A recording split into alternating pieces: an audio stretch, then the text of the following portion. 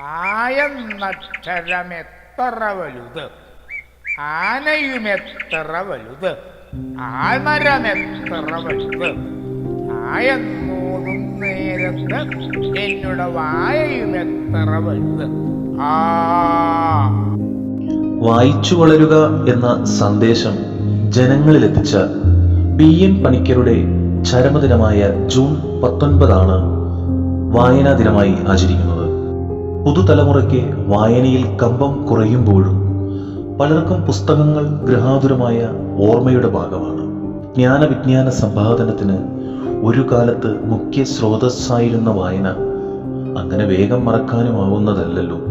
പുസ്തകങ്ങൾ എന്നാൽ പാഠപുസ്തകങ്ങൾ എന്നതിൽ കവിഞ്ഞ് ഒരു സങ്കല്പം വിദ്യാർത്ഥികൾക്ക് ഇല്ലാതായി തുടങ്ങിയിട്ട് കാലമേറെയായി.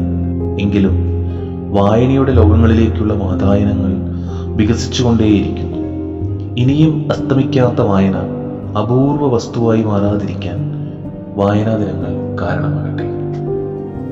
അക്ഷരം കൊണ്ടെന്റെ മുറ്റത്ത് ഞാനൊരു പുഷ്പവനമൊരുക്കാം, ഞാനൊരു പുഷ്പവനമൊരുക്കാം. അതിൽ ചിത്രശലഭമായി പാറിപ്പ